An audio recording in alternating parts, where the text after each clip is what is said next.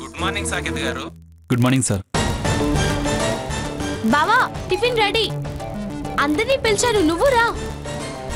సరదాగా కలిసి టిఫిన్ చేద్దాం. టోటల్గా ఈ మ్యారేజ్ నాకు ఇష్టం లేకుండా మా గ్రాని బలవంతం మీద జరిగింది. తను నా భార్యగా వచ్చి డ్యూయల్ రోల్ ప్లే చేస్తూ నన్ను టార్చర్ పెట్టి చంపేస్తోంది.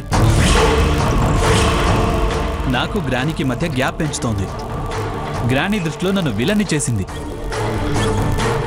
తను గ్రాని ముందు ఓలాగా, నా ముందు మరోలాగా ప్రవర్తిస్తోంది.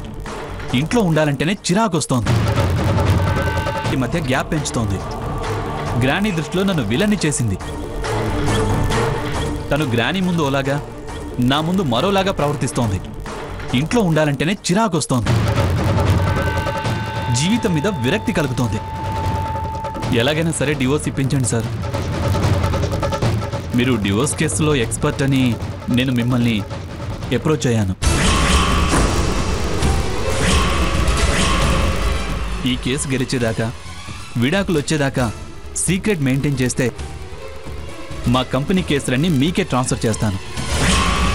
మీకు ప్రామిస్ చేస్తున్నాను, విడాకులు ఇప్పించి నన్ను ఈ నరకం నుంచి బయటపడేయండి.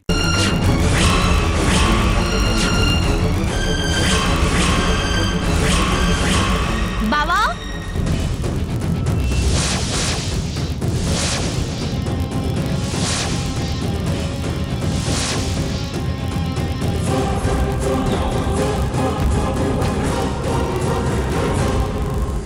మీ భార్య?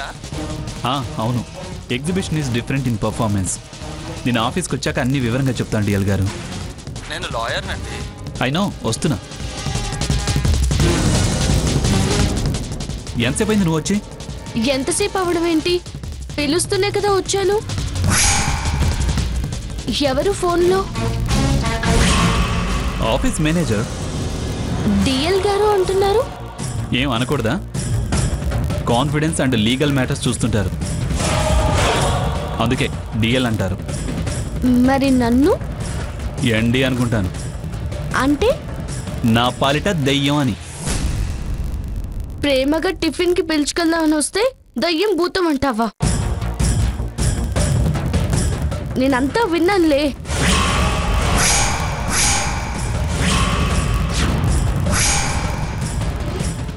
ఏ విన్నావు? నేను చెప్పను. నన్ను డిఎల్ అని పిలుస్తానంటే చెప్తా. నిన్ను డిఎల్ అనాలా? అంటే డీప్ లవ్. నేను ప్రేమ పావురాని కదా బావా. నువ్వు ప్రేమ పావురానివా? ప్రాణం తీసే పిశాచివి. సరే, నువ్వు విన్నదేంటో చెప్పు. కిందికి రా, చెప్తా. ఏయ్, చెప్పి కదులు. అమ్మమ్మా, అమ్మమ్మా, ఏయ్ స్వర్ణ. అమ్మమ్మా, అమ్మమ్మా. ఏయ్ స్వర్ణ. నెయ్యలేదా? అమ్మమ్మా వెళ్ళి తీసుకురా. ఏమిటి రా బావా అంటే పోవే అంటున్నాడు.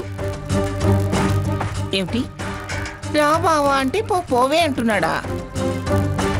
సాకేత్, సాకేత్. వస్తున్నా గ్రాని. ఏమిటి వాడి కోపం దేనికట?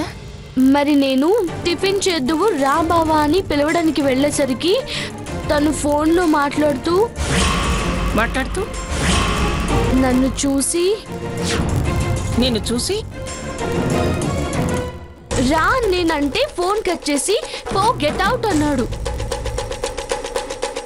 ఏ స్వర్ణ, నీ మాట తీరే నువ్వేదో దాస్తున్నావని స్పష్టంగా చెప్తుంది. నిజం చెప్పవే, ఎవరితో ఫోన్లో మాట్లాడుతున్నాడు? ఏం మాట్లాడుతున్నాడు?